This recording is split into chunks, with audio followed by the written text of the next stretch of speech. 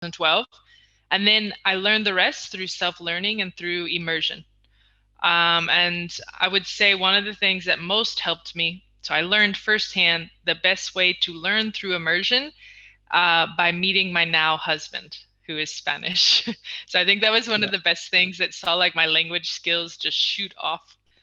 And at the time, we didn't know very well each other's languages. He spoke Mm. Spanish, me English. So we used a mix of Spanish and English to communicate.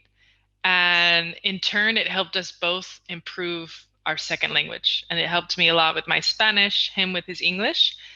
So yeah, I mean, it took me a long time to get to the point where I'm practically fluent, but I started working in the language about 3.5, 4 years from living here. I started actually fully working in Spanish. Four, around 4 years. It's pretty cool. Yeah. How did you guys meet? We met in Retiro Park in the main park of Madrid. It would be like Okay. the equivalent of Central Park Central for Park. Madrid. Okay, Yeah, I yeah, tried yeah. that last year. I didn't meet anybody, by the way. I tried it. You have to keep trying. You have to keep I going. know, I know. Yeah, I tried really hard for like a week. Anyway, then COVID happened, so I had to stop. Anyway, COVID makes it complicated. Yeah. it yeah, it does. So speaking of meeting somebody, your husband, you guys got married this year. Congrats on that. Uh, Thank you. you guys had a COVID wedding and it was Yes. successful. We saw the lovely pictures. Did you guys have like a interesting time planning it? How was the logistic?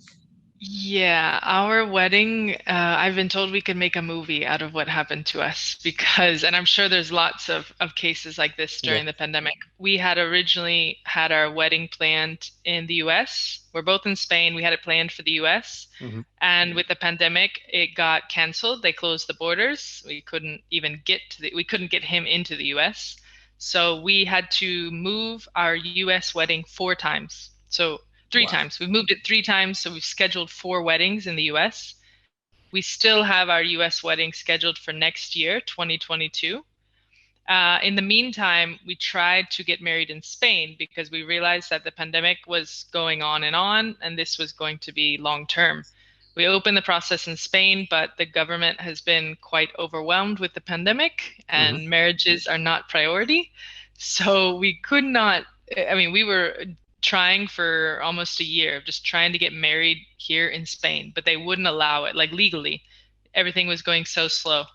So we ended up finding another solution and we flew to Mexico. Oh, We wow. yeah, we decided that we wanted to do this. And I had always dreamed of a beach wedding, but I didn't think we were going to do it because our families wanted the more traditional ceremonies. But we were like, no, let's find a solution to this. Let's find a way to get married. We're not going to delay our wedding for years. We flew to the Riviera Maya in Rivera Maya. Mexico and we got married on the beach, just an intimate ceremony between us two. And we had our friends and family connected over video call. So they That's watched. nice. But it was really nice. Everything turned out well. It was stressful getting to that point. Everything that it took to actually make it happen. But I can't complain. It turned out better than we could have imagined. And we're still looking forward to the big wedding, which will be next year. So then we'll get to properly celebrate with friends and family. LinkedIn is waiting for those pictures also next year. I'm Okay. not kidding. Because, you know, I am more impressed with the commitment of both of you getting married, no matter, what the barricade came up.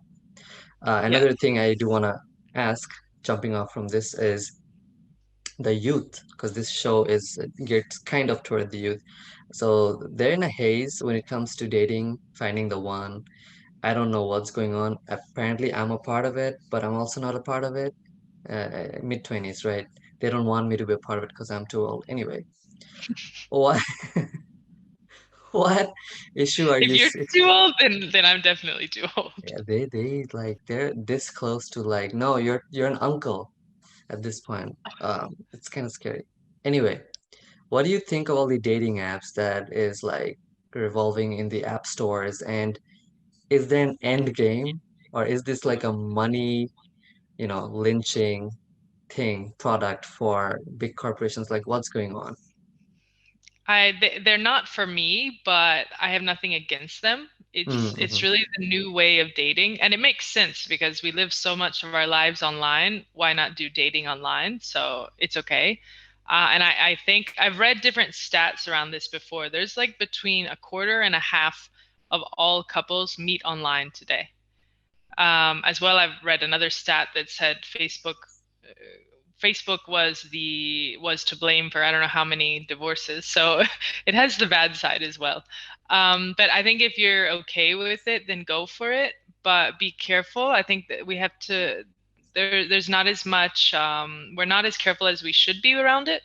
You need to be careful and be aware that you can find anyone online, and this can be a good or a bad thing. So definitely dating apps have their advantage, but they also have their disadvantages. And if I were to use one, I would be careful. And by meeting people, I would want to, like, you need to find a way to see who they are. Just because they are, this person that you found online with this biography and the picture, you don't know what's actually lying behind that. So I'm glad I didn't have to experience dating like this, but I know that it's more the new age way of doing things. I just hope that people are careful with it. Cautious. Yeah. Yeah.